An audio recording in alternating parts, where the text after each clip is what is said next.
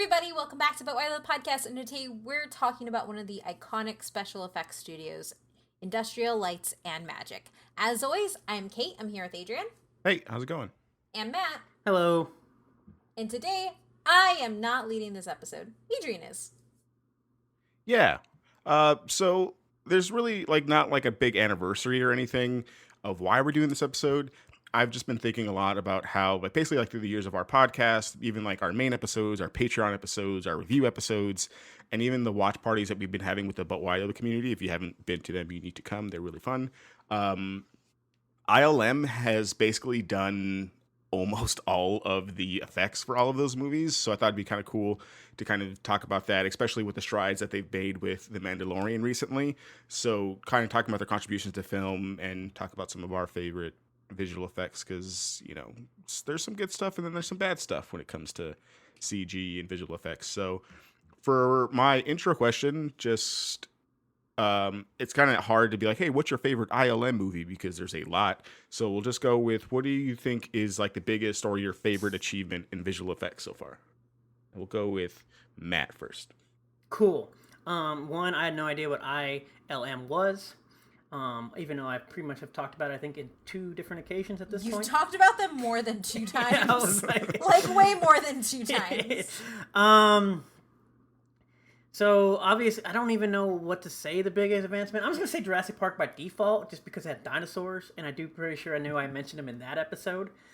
Definitely did. Yes, and so I was like, yeah, I don't know. I am kind of looking at the list that you kind of wrote about on here, and I do recognize a lot of these movies, and I guess the only other one would definitely be, which obviously I'm probably going to talk about anyways when we got into some of these effects, would be the Mission Impossible films. And so we'll just go. Yeah, that's the one I was looking for, actually. That was the only one he mentioned when we told what we were doing. I was like, this just gets me to be saying that the Mission Impossible franchise is still better than anything else we got. So, including the CGI fest of MCU. Yeah, I thought it was going to be either a toss-up between Mission Impossible and Jurassic Park for you. So And it was both. Matt has contributed. Matt is done. Let's do this. What about you, Kate? Baby Yoda. I mean, that's not a surprise to anyone, but I have an actual educated answer on this after Baby Yoda. Puppetry. The advancement of puppetry outside. So initially, one of the things that really brought me into falling in love with a lot of the more with sci-fi in general and with kaiju movies, all that is suitimation. Putting somebody in a suit, having that suit move, and then shooting it and using those pieces, right? But the advancement from suitimation, in my opinion, is really puppetry and building very, very robust puppets and having them fit into a world where they don't feel out of place. That also has to do with Matt's dinosaurs. I think I don't really care for CG that much, only because I think a good puppet can do so much more. And at least on the sci-fi side, on the horror side, good practical effects usage when it comes to injury and kills. There have been some amazing advancements there, specifically from the slasher genre, and I will always take buckets of fake blood over CGI put blood, in my opinion. But yeah, I mean, it may not seem like an advancement because we just keep pushing everything to CG, but a good puppet is a very good advancement. And all I have to say is just, in all honesty, Werner Herzog believed the child was real and treated him like a child. And that shows you the power of a puppet. Yeah. Yeah, I think for me, I mean, there's lots of really cool stuff that they've done. I like CG because I like to see the way they put it. I think good CG ages well and bad CG ages really poorly. That's fair. But I think when we talk about the CG we have now, and we talked about it a little bit in our Terminator episode, but the T-1000 CG really changes the game for everything we get after that, because it doesn't age terribly compared to some of the other stuff that we get, even with the prequel trilogy. Yeah. There's some bad CG in there. It's all bad CG there. So I think that one's just really good in terms of CG, but I think you're right. The practical effects are really great, and they have a really, really big track record of doing really good practical effects, and especially with the stuff that the strides they've made in The Mandalorian. blending those two worlds really well. I think, they've really set us up for some really cool stuff down the line. That's not just going to be all Transformer CG. Which, just don't get me wrong, I love seeing big robots punch dinosaurs in the face in CG. I think it's super cool, but the practical stuff is better. Oh, I lied. You know what my favorite advancement for them is? The giant spider in Wild Wild West. Oh, why? Why do we bring that movie? The movie is terrible. That movie is amazing. Shut your mouth. Terrible. Just so we can just get in on Matt and talk about it. We're gonna watch it this Friday. We're gonna watch it for movie night. No, we're not. Now. Let's So, do it. since- I will be there 10 ways to Sunday. So since we are talking about CG in general, I guess I should get my general CG premise out of here. I treat CG like pizza, which means I don't really care. It doesn't really bother me, but I know bad CG when I see it, and I know good CG when I see it, and everything else in between, just whatever. And for those, it's like pizza to me. A lot of people eat random pizzas from different places, but you know the good pizza and you know the bad pizza. Yeah, and I will say, to Adrian, to your point, I think that that's probably an amazing answer in general, and even just looking outside of ILM, but just advancement in CG is CG in small and very realistic things. Like, a lot of people don't know the entirety of the basement in Parasite, of the basement house, the street, all of that is CG. Like, the street looking out. Yes, that's I didn't all know CG. The lawn with the house in the background, that's all CG.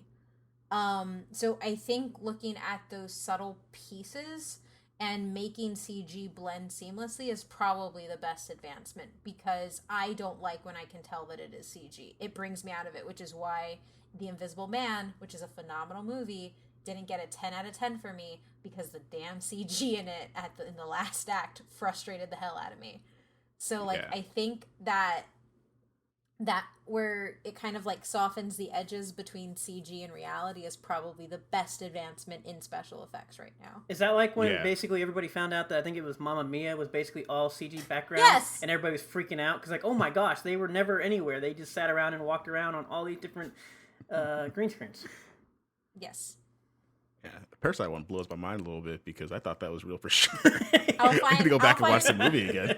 I'll find the thing. Yeah, I need it. That's definitely one I'm sharing with people. Okay, so let's get into a little bit of the company history, and then we'll talk about some of these advancements that we've been talking about, and kind of like when they've come and kind of why they are important. So Industrial Lights and Magic, or ILM as we've been calling it, is an American motion picture visual effects company that was founded in May of 1975.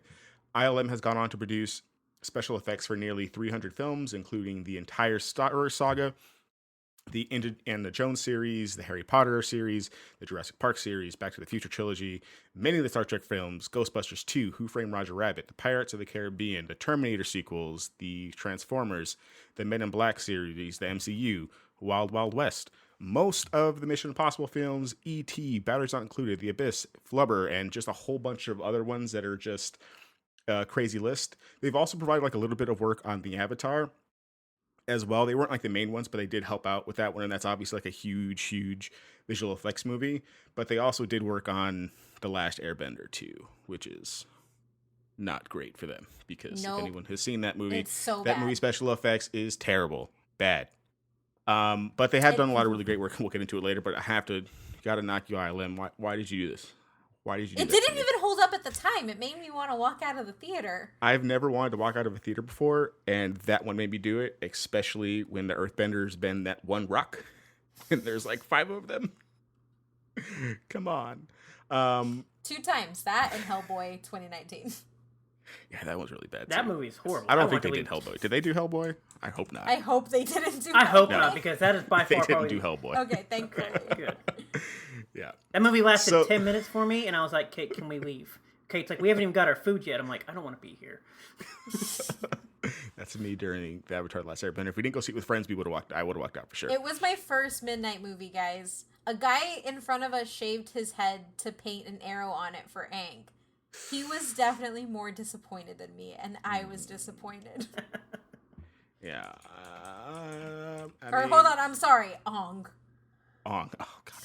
But I am glad they also didn't do Dragon Ball Evolution, which I think has worse CG in my opinion. It's fair. But you know, Okay. that's okay. Yeah. We can So- go down that rabbit hole later. Movies that they should have done that maybe would have made it better. Maybe, yeah, I don't know if anything can save that movie. No, that's fair. So ILM did start in 1975, and it is George Lucas's baby. You can say what you want about his prequels and all of his other stuff, but he started ILM back in the mid-70s. So basically, Lucas wanted his 1977 Star Wars film to include visual effects that have never been seen before. After discovering the in-house effects department at 20th Century Fox was no longer operational, Lucas approached Douglas Trumbull, who is best known for his effects on 2001: A Space Odyssey, which is a fantastic movie, at least in my opinion. I don't know, I haven't watched it in years. I hope it's still good. But he was unavailable because he was already working on Close Encounters of a Third Kind, but he suggested his assistant to Lucas. Lucas would then bring in his assistant, and he put together a small team of college students, artists, engineers, and basically set them up in a warehouse in California. Lucas would name the group Industrial Light and Magic, which would become basically the Star Wars visual effects department of Star Wars. Obviously, after the success of The Empire Strikes Back and the other Star Wars movies, Lucas would become really interested in computer graphics on sequels and other movies. He contacted III, best known for their early computer effects in movies like Westworld 1973, Future World 1976, and Tron 1982, and The Last Starfighter, which ended up making a computer-generated test of 5 X-Wing fighters flying in formation, which makes a lot of sense. I don't know if you guys have seen The Last Starfighter, but The Last Starfighter kind of effects in there kind of lends a lot to kind of what we see in the X-Wings. However, he found it to be too expensive and then returned to making handmade models, but the test had shown him that it was possible to do some kind of CG, so he basically decided to create his own computer graphics department, and as a result, they invested in Apple products and CGI computers, or SGI computers. One of Lucas's employees was given the task to find the right people to hire, and then after a short search. Wow. Wow, are you okay? Jesus. Are you having a stroke? I might be. After a short search, a new computer division of ILM was created in 1979, and this is where we start getting a lot more of the computer graphics. I mean, they still obviously have their practical effects, but this is like their first of them doing their own computer graphics and everything in 1979.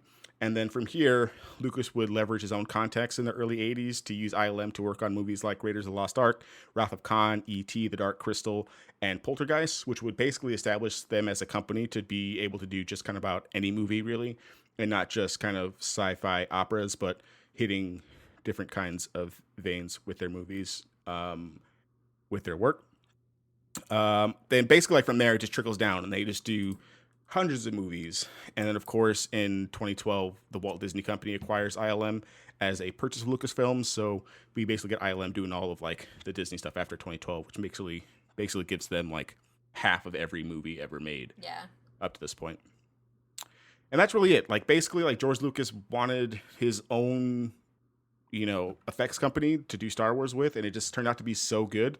And he leveraged his stuff with like Spielberg and things and got into those movies, and it just kind of trickled down. And now it's one of the biggest special effects companies. I think if you're looking at special effects companies, you have like Pixar, like Disney's other part of their thing, and that's kind of like it. And Sony, of course. So I will say it is interesting, by the way, because we talk about George Lucas the whole time, and pretty much nobody brings this up about him. Yeah, like it's. Yeah. I mean, there's lots. I mean, there's lots of things to say about him, but I don't think he gets nearly enough credit for just going out there and seeing all this other stuff and being like, it's too expensive. Let me do it my way, and put together this team and cascade this whole thing. I don't know like what kind of like rights and stuff he has. I don't know what the licensing rights are for them here, but if he has, even like a fraction of a percentage of ILM still, dude is sitting real pretty. Because 1% of a billion's a lot of money. Yeah. A little bit. So that's really all I got. So we're going to move into this one, But Why Tho? So we can start talking a little bit more about kind of what they've done to be successful, and then get into some of like their innovations. So, of course, they're a successful company with over 300 movies and a handful of successful television shows. ILM is a pretty big deal. I think that really goes without saying, but I think that I'm more surprised with is like how much they are able, like from when they started, basically they are connected to even movies that they're not even a part of anymore because basically lots of people got their start with ILM in the effects industry. So if you look at like their monetary success, they're literally a part of some of the biggest movie franchises, the MCU, Star Wars, Harry Potter, Jurassic Park. So if you look at like the top 10 grossing movies of all time, like they have 10 or they have 8 of the 10 with the exception of Furious 7 and Frozen 2. Like they even had work on Titanic, so they have like literally all of those movies under their belt when it comes to making money.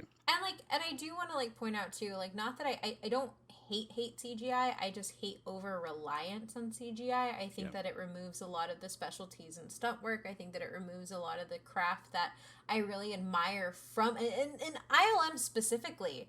Right? Like one of the reasons I first came into Star Wars as a fan was because I thought those aliens were real. Like I thought it was all real. Like the prosthetic work, the puppetry, all of that. And it's also one of the reasons why I really love The Force Awakens and Rise of Skywalker, because those two movies feel a lot more practical in their usage than The Last Jedi.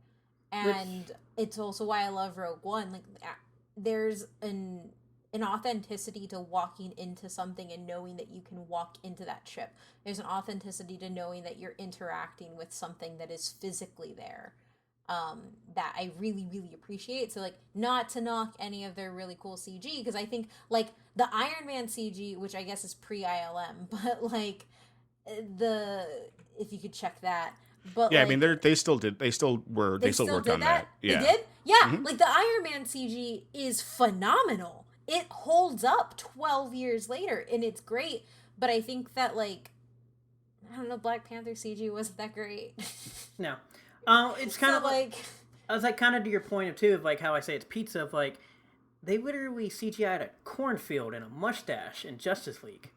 Yes. Like, what? You couldn't find a cornfield anywhere in America or the world to have somebody walk in that you had to CGI a cornfield? Like, why? Yeah. It's like, when is it necessary? When isn't it? And I think it's also just because I do admire all of the practical work that ILM has done and continues to do, that it makes it a little bit harder for me. Tom Cruise was flying helicopters and they had to CGI a cornfield. I mean, yeah, I can't say anything. I just keep thinking about the rhinos in Black Panther because I love that movie, but those rhinos are bad. Actually, the rhinos don't bother me as much as the final fight on the tram with Killmonger and T'Challa. That bothers me more. Or when it pans up the mountain thing, and he was like, "Oh, that's just is this episode 1 of Star Wars?" Well, so I like the mountain one. I think my thing is when I see human bodies doing fight choreography that should have and could have been the actual people doing it themselves. That's what bothers me, because they look like Play-Doh. It also bothers me in Spider-Man Far From Home, because a lot of it is really cool, and some of it he looks like Play-Doh. And I don't like that. So I'm with Kate on the fight scene probably bothers me more than the rhinos. Yeah. I mean, they could have just trained a rhino. So like, what's the issue? All I've heard is they could have trained animals. Not wrong. If you want to hear about training wild animals to do things, go check out our Jaws episode. So that's what happens in Jaws, the third one, with all the CGI sharks going, ah. So I think like their monetary success, regardless of like their bad movies, really speak for themselves, because like you say like box office stuff, but like they still did Titanic, so like they made a lot of money. Yeah. They make a lot of money. But again, what I find more fascinating is like they basically have their hands in so many franchises, basically directly and even more like indirectly. So if you look at kind of their Oscar nominations, they have 16 Best Visual Effects Oscar wins and lots of nominations. Honestly, I was trying to count them, and it's kind of like hard to find because they're basically nominated I think like over 40 times, but it's kind of hard because they've been nominated like multiple times for different movies every year. So the first time it happens is in 1980 when both Raiders of the Lost Ark and Dragon Slayer were both nominated, but they were also like the only two films nominated that year. Then the next year in 1981, when E.T. and Poltergeist were nominated alongside Blade Runner, like that's two of like they basically like did all of those movies. So it's kind of hard to talk about their Oscar wins, and this basically continues on and on and on. So basically, even last year in 2019, ILM worked on 3 out of the 5 movies nominated for Best Visual Effects: Endgame, The Irishman, and Rise of Skywalker, against 1917 and Lion King. So Lion King does not deserve to be in there, and they can shoot. That was terrible. I saw taxidermy. It was scary because there was no life behind their eyes. That was why. That was taxidermy. It could have been beautiful animation, but there was no life behind their eyes. Like, it was actually terrifying. But also, I saw some of the stuff from 1917, and that looked amazing. Yes. Well, 1917 did win that year. Yeah, I was like, 1917 versus The Lion King should be ashamed that even The Lion King's even spoken in the same sentence. Well, the stuff they do in The Lion King informs on what they do in Mandalorian, so that's probably why Lion King got nominated, because they did do some like basically like the groundwork. And we'll talk about when we get to Mandalorian, but I agree. Do you see the taxidermy animals? Man, I'm just giving you the information, man. I'm not saying do I look like a Oscar nominee person guy? No, because you're not white or old. This is true. Fair. Not right. Not old. Not white. I've seen these movies actually, so like. yeah. You actually watched the movie too. So again, they're nominated for 3 out of the 5 last year. 1917 goes on to win, rightfully so. But even in years where their team doesn't outright win, the members of the team that did win, more often than not, even going back to like the 90s and after, got their start at ILM. And this is true for 2019. So 1917 won the award, but I'm gonna butcher this guy's name. Kate, help pronunciation. Is he French? I think he is French, I believe. If it's French, I suck at. Okay, well, let's go with the main guy who worked on 1917. I think it's Guillaume Rocheron. Yeah, Guillaume. Guillaume Rocheron worked with ILM on Harry Potter and the Chronicles of Narnia, and Greg Butler, who was also a part of that team, worked on The Mask and Starship Troopers. Even though Lion King obviously didn't win either, Lion King's first Build nominee, Robert Lithgow, who we've talked about on the podcast before because he was on the team with Titanic and was the visual effects supervisor for Star Trek The Next Generation. So basically everybody in that category has connections to ILM at their start or now, which is pretty cool. Especially since none of those guys are like working for major effects companies. They're basically just like contracted to go help. So they're basically like their own people going out to do those things. Yeah. That's really cool because it kind of like see it as like the thing that launched a whole bunch of, I would assume, smaller companies after they do their stuff with ILM. And yeah, that's basically basically what they're happens a tree. there. Yeah. So if you're looking at other major effects companies, you're probably thinking of like Pixar, which makes the most sense because they basically are like the kings of animation up there with Disney. Pixar actually, too, originated out of the graphics department, computer graphics department established at ILM. And we've talked about this in our Pixar episode. Yeah. But in the late 1970s, when they started that first computer graphics section, they called it Graphic Group. And then they would basically end up selling that to Steve Jobs, who Lucas would end up buying equipment from later on. So basically, even Pixar, who is like a juggernaut in animation, also gets its start directly from ILM. So they literally formed everything. Yeah, they did everything. Even if they're not winning stuff, because they haven't really won something kind of like in a while.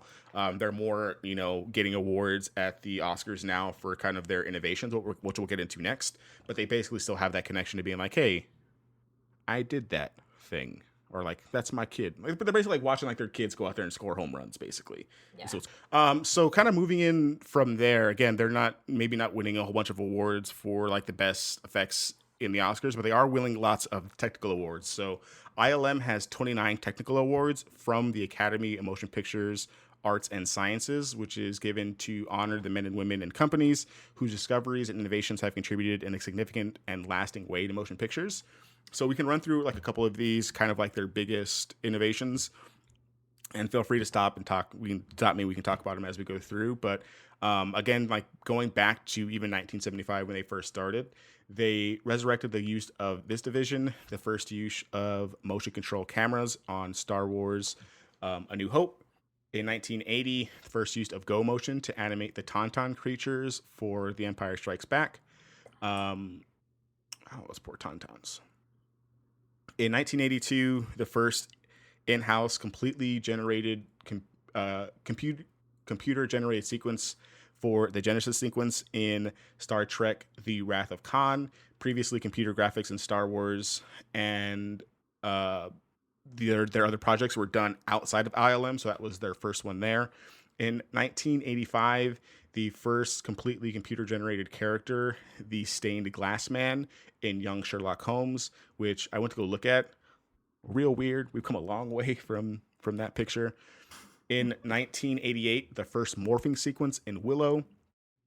In 1987, Photoshop was first used at ILM as an image processing program, as its creators were employees of ILM. So basically, we get Photoshop also because of ILM.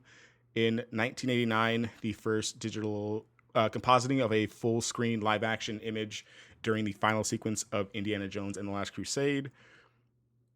In 1989, the first computer 3D character to show emotion, the pseudopod in The Abyss. Which is a great movie, by the way. Also great movie, yeah, definitely. Paves the way for them being like, let's do more crazy stuff with animals in movies. In 1991, the first dimensional matte painting, where a traditional matte painting was mapped onto 3D geometry, allowing for camera parallax in Hook. I remember that as well. Also, in 1991, the first partially computer-generated main character, the T-1000 in Terminator 2. And we kind of talked about like how they do that in Judgment Day, which is really, really cool in our Terminator episode. 1992, the first texture of human skin was computer-generated in The Death Becomes Her. Never heard of that movie. What? Okay, hold on. So this actually makes me very excited. Is this my turn? Is this your turn to yell at me? It's fine that you've never heard of it, because it is a horror-like classic that is just it's a staple from the 80s. It was the best body usage, like body horror piece used for like. Hold on, what do you mean by the staple comedy in the 80s? So, like, wasn't it? Oh, no, it was a 90s film. That's right. I was like, this is 1992. Where did we get the 80s? Well, it's early 90s. So, essentially, the entire aesthetic of Death Becomes Her informs pretty much all the Addams Family stuff that we get after it, and a lot of the other horror comedy stuff that comes after it as well, because the body horror established in Death Becomes Her travels over into all the stuff we see in late 90s horror comedies. So, like, yeah, it's also one of my favorite films. It's amazing, and the special effects in that film are like it still holds up because it really it blends the CG with the practical so freaking well. Like Meryl Streep's head is completely twisted. I'm gonna get you a picture. So yeah, I'm looking at the picture. So I do want to say something else. So, Kate, you said this was a what, classic? Yeah. Classic. Okay. Why? What year is this? Does that make you a classic? 1992. Yes. Well, no, essentially, I guess a cult classic is a better word. So, like, cult classics they amass a very, very large following. I know what you're talking about. It was referring, because first thing you say is a classic, and I'm like, this film is like 8 years old.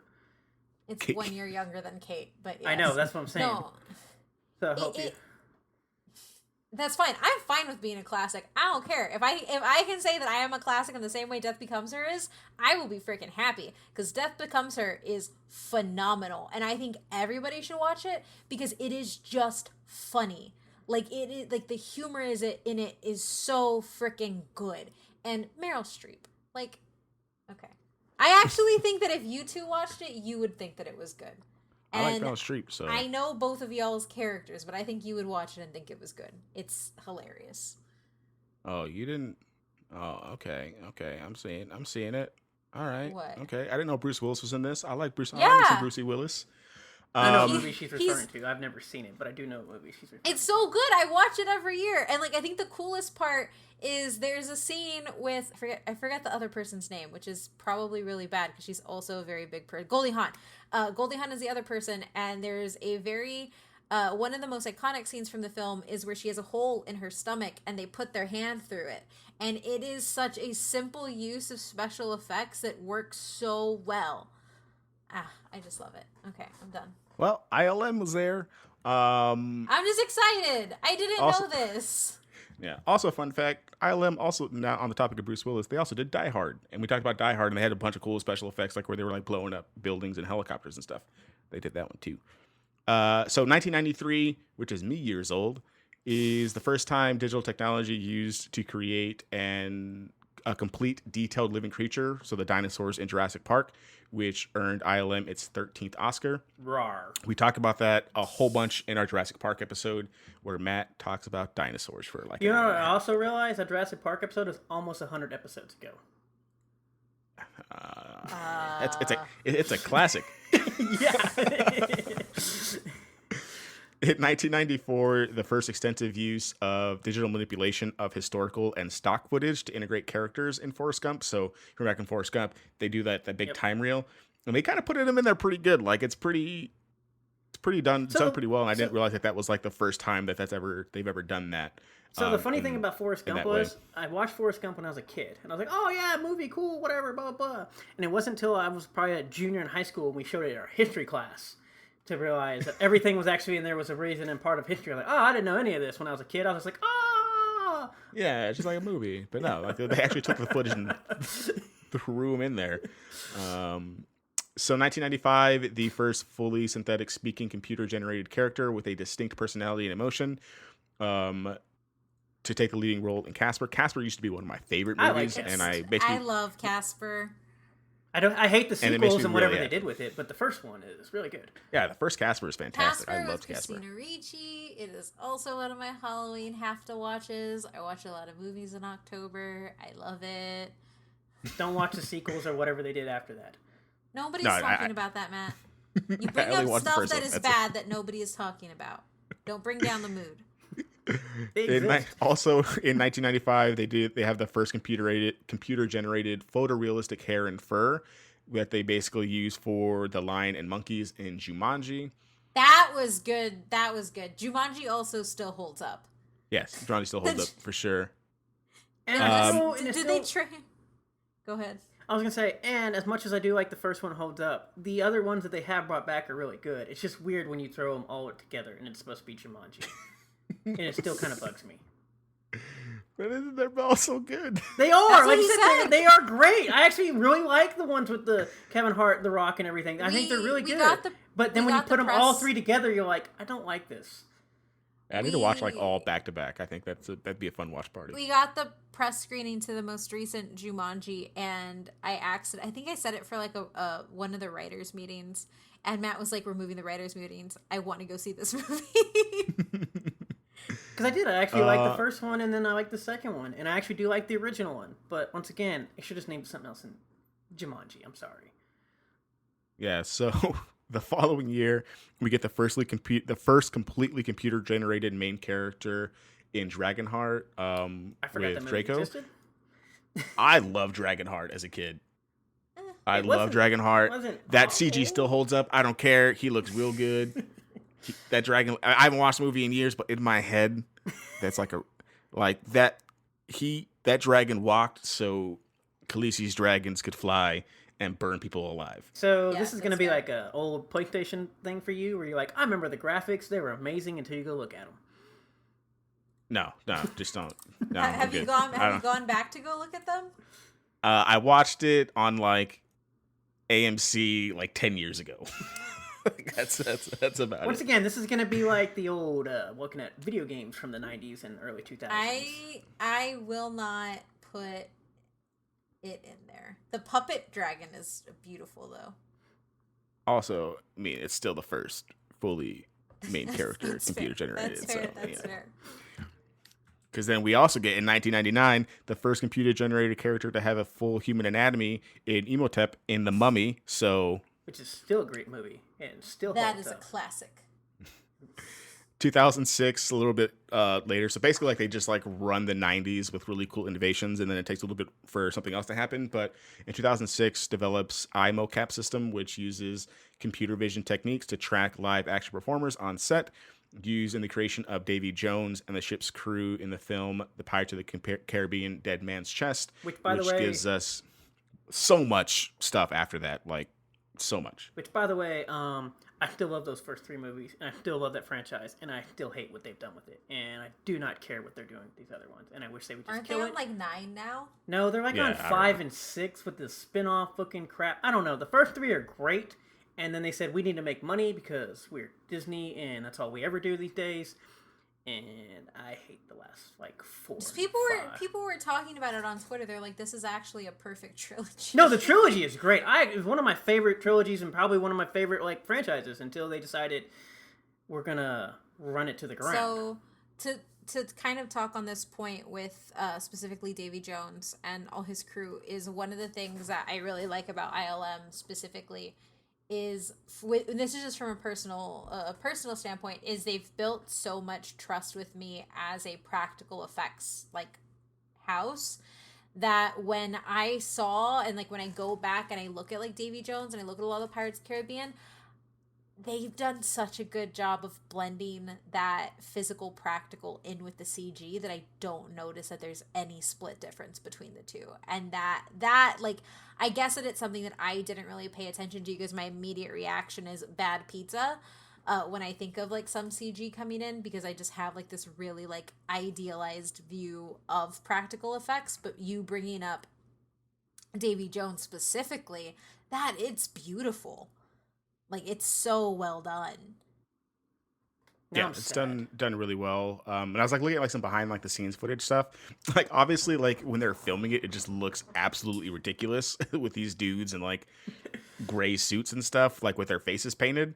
But it just comes across so well in film. And it's really one of the big reasons why I loved the first 3 movies, and I don't remember what happened like in the last 2.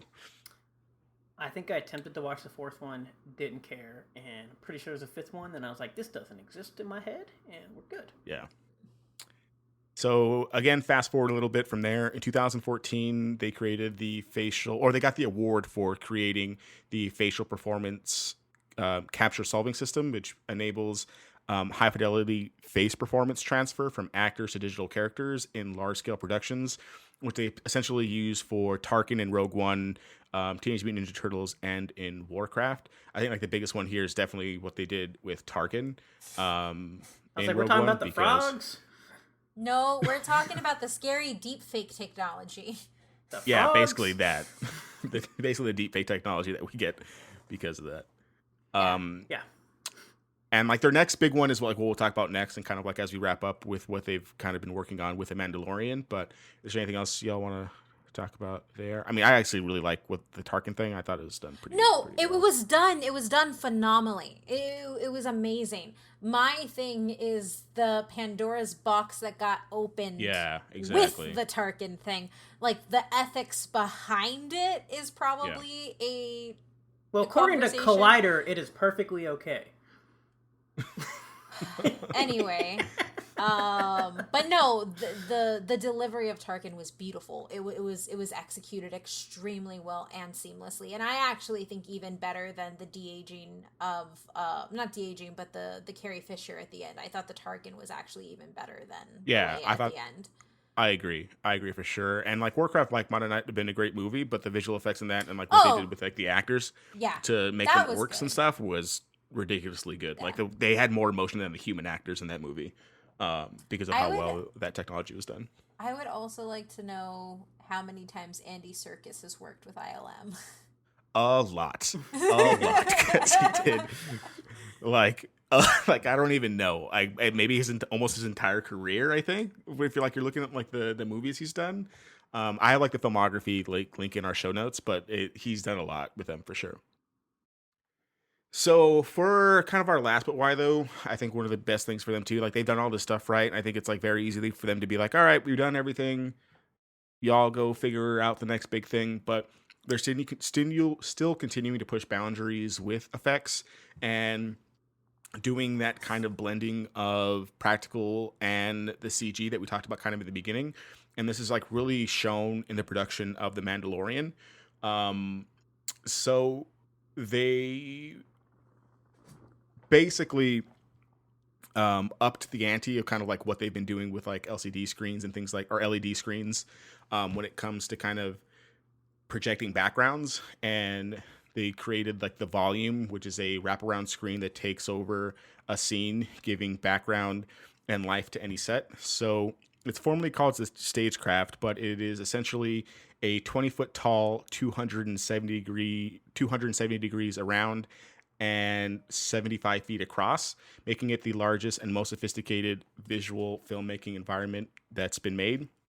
And I have some pictures. If you're not familiar with what the volume looks like, I have some pictures in our show notes here, but it's basically just a giant screen that projects like beautiful picture for them to see. So what this essentially does is eliminates the use of like a green screen and even blue screen, because when blue screen came out, like especially when you're looking at like Jungle Book, which is an extensive use of blue screen, we take that kind of out because green screen and even blue screen are pretty static when it comes to kind of what you can do with it.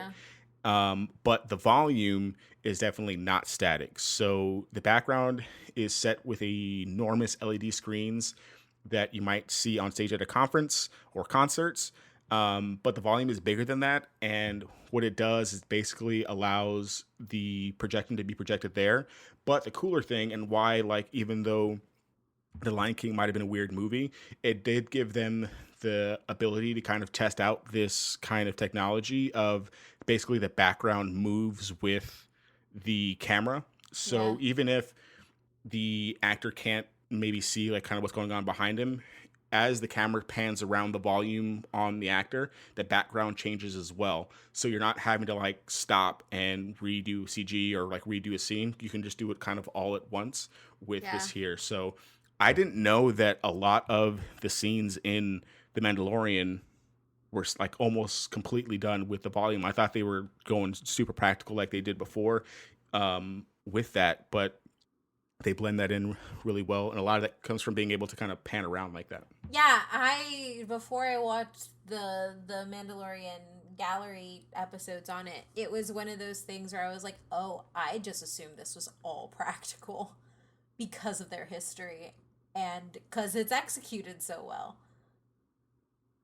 Yeah, so like, you know, they do blend that practical stuff there. So they do have like, you know, Mando is in his ship, but behind him it's basically the volume behind him, you know, projecting out kind of like the space stuff there. Or when he's talking to the Jawas at the sandcrawler, like it's partly a sandcrawler and the rest of that behind him is CG. So done with the volume, there's obvious benefits of this, and they talk a little bit, like Kate said, in the documentary series on Disney Plus, which I definitely recommend going to watch because it's really, really fantastic. So basically what they kind of talk about is the first seeing like what you're actually looking at instead of looking at a green screen or a blue screen, allowing the actors to be a little bit more immersed in the scenes. Two, when it comes to shooting scenes, you don't have to worry about catching the light or waiting until nighttime to make those scenes work, because you just get it done instantly. You have really good control over how the light is reflecting off the materials, because when you're doing green screen and things like that, it's kind of hard. They were talking about shooting on Mando. Like if they were to do this rant, like how stuff has been done before, it'd be hard to shoot things off of, or it'd be hard to light Mando's armor because it's so shiny and bright, especially kind of later on in the season. So it's, without this technology, we wouldn't probably get such kind of deep and close scenes because we'd be able to see things reflecting off that surface. 3, you can more accurately blend in practical environments with CG instead of all just being green screen. So for example, when Mando's ship is docked, they have the ship there practically, but the rest of that stuff behind it is the volume. The canyon scene with Mando and Baby Yoda, basically lots of practical ground, but the rest of that is CG. And again, cool. Mando with the Jawas as well. Mixing that practical and CG in a way that, like, when I was asked if I knew how they shot it. I was like, yeah, they just did that outside like they did back in 1970. And like, no, you're wrong. And then, of course, just making reshoots easier. So if you have to go back and reshoot a scene for whatever reason, which happens obviously all the time now in this day and age of movie making, you can just walk back into the volume and do it. You don't have to like wait for the right light or the right scenery or the right weather. You can just go do the scene. Yeah. And this obviously like isn't the first time that they've used LED screens like this, but this is the first time where they basically put it on this scale where it is huge. And this obviously like being a new thing comes with its own setbacks. So at over 20 feet tall, the volume is so large, but you can't really get super wide shots despite it being so big. Because if you got a super wide shot, you would obviously get the top of the volume, and then you'd have to like deal with the CG part of that. So you have to like film at like very specific lens lengths to be able to get what you want to get out of it.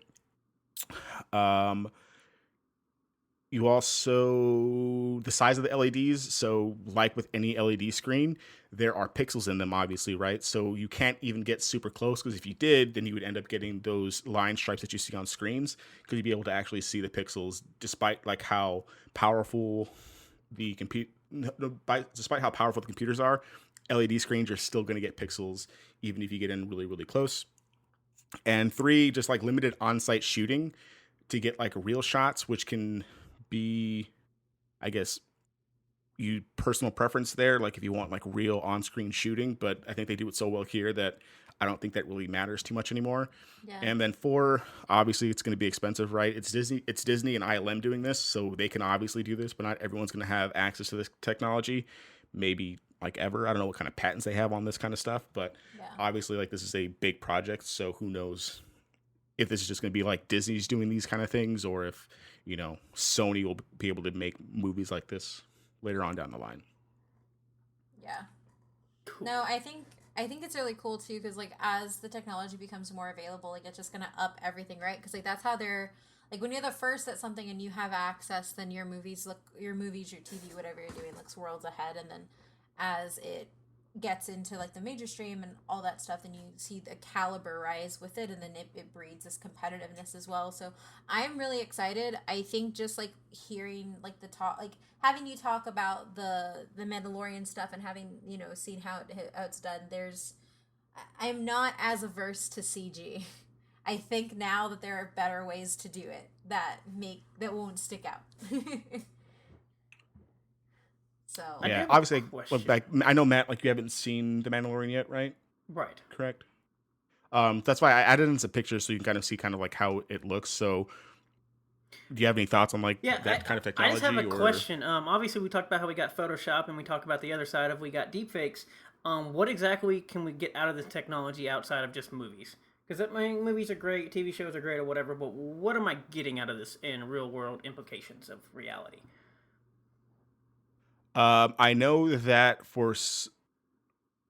I guess it's not like really real world applications, but they do use like extensive like VR to get a lot of these shots and things like that. So I think this has like major implications on making VR more realistic and accessible. Yeah, I'm just wondering, like I said, what the technology opens up to possibly getting in general. Like I said, obviously VR is one of them, but I didn't know if there's anything else that we're like outside of this. Because obviously, like I said, clearly some of these innovations over have allowed us to do way more beyond than just like the movies and TV shows we got. And so I was wondering like what all this stuff might actually open up in anything else. Like if there's anything technology fusing, like how this looks, I don't even know. Yeah, I mean, I'm not super sure kind of off the top of my head, because it is just like a big, 30-foot thing in a studio somewhere. Yeah. So I don't know. Like, it's literally built for TV and movies. So it's built for TV and movies. I mean, it would make rides more exciting. I don't know. Like if I can go in there and like do some VR stuff or do something in that room, like as like a Jedi or like a Mandalorian or like literally, I guess anything, I think that'd be kind of cool. Because imagine like you're doing like a dinosaur, and like there's a dinosaur like right there. I think that's much cooler than a green screen dinosaur coming at me and being like, they're so beautiful. Yeah, it still just sits in the land of entertainment. Do you have ideas? Do you want to pitch some ideas, Matt? Well, obviously, a second moon landing. Well, obviously with VR and stuff, and looking like I guess depending on what we go with VR and immersion and everything, as you talk about, like I mean, one of the big things we've mentioned even before on this podcast is basically like health benefits of people using VR, whether it be like in therapy or any types of stuff of VR. And so I'm wondering, because you're setting in and how immersive this could possibly be with the VR of what you could do. Yeah. So like when I was looking at this and what I think like when I'm thinking of this and when you bring up therapy, I think I instantly kind of go to the Tony Stark scene, like where he's basically projects that memory when he's at MIT. I mean, this is kind of like that a little bit, sorta, kinda. I think it's the closest thing that we can kind of get, especially when you add in like that VR stuff, where you can kind of make a more realistic environment to talk about that kind of stuff. Yeah, because obviously if you can recreate any of this type of stuff and recreate actual rooms or even a memory per se of like that just opens doors of a lot more things. So you're thinking about Tony Stark's technology in the start of Civil War? Yeah. Because that's actually where my mind went with the GIF that has the little thing moving with the... Yeah. Yeah, that's what I'm saying. Like, I'm looking at this of like, obviously it's movies and everything, but like what we can get, because even if you can just get memories and you can actually translate from brain to memory to projecting an actual memory in a room or something as in the Tony Stark stuff, you're getting a lot of information depending on what you're even looking for, whether it be even therapy, crime, listen here, knowledge. Jon Favreau. Stop using this to make movies, all right? We need this for therapy. Health, I mean... We want to be Tony Stark, damn it. I mean... No, I think it's really good. I mean, it makes a lot of sense. I think this of anything. Well, so like training would be really good, but I also think like bringing that into a therapeutic aspect. I mean, therapies are already wildly unaffordable, but if we lived in a system that actually took care of your health, something like this could actually be done for people to go through exposure therapy in a controlled manner. Because a lot of the times when people with PTSD or are processing trauma, a lot of the exposure therapy that they have to go do is when it's controlled with the psychiatrist or the psychologist, it's always in very, very small pieces. So then when they go home to go do it, and I speak this as somebody who's gone through it, you lose that safe space, but you have to go into the world to do it. You lose the safety net a little bit. And it takes a longer time to ramp up and actually see the effects of exposure therapy and everything like that. So that could actually be really helpful for people who are dealing with processing those types of traumas. Yeah, walking through a memory versus putting on a headset to try to do something is a little different. At least some... Yeah. Baby steps. I feel like we're still very far away from... I'm not saying... Well, I mean, like I said, I'm not saying we aren't close, but I'm just wondering if there's anything that's been working on using any of this. I mean, this is pretty close, though, right? Because, like, even in that scene, like, when the thing goes down, he still has, like, a practical, like, piano thing there. Yeah. I mean, and if you look at some of these pictures, that's kind of, like, what's being done here. Like, you have some practical objects, and then, like, the rest of it's kind of informed off of, like, those objects. So, I mean, it's probably the closest we've gotten so far, probably. Yeah, because obviously it's a difference between seeing your virtual hands versus you actually see your hands of what you're doing. Yeah. Yeah, we're about to get down a very deep rabbit hole. But if it does Collider happen, says it's okay, you know who we have to Adrian. thank for it? ILM. Yeah. And that's really all I got. Like, I don't have any fun facts because basically this whole episode is fun facts because, like, guess what ILM did? And I think, like, the only really fun fact that I had that I think is really cool is the Pixar thing because I think it's crazy that, like, Pixar stems from this thing. So it's like hitting home runs.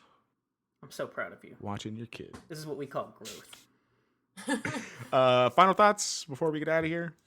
I just love ILM, and I know that like the puppetry was done by like different people and stuff in the Mandalorian, but like I just think the use of being able to take something that is real and create a world around it and still have that translate without like any doubt. Like the suspension of disbelief in the Mandalorian isn't that hard because I'm going in and these things look very real.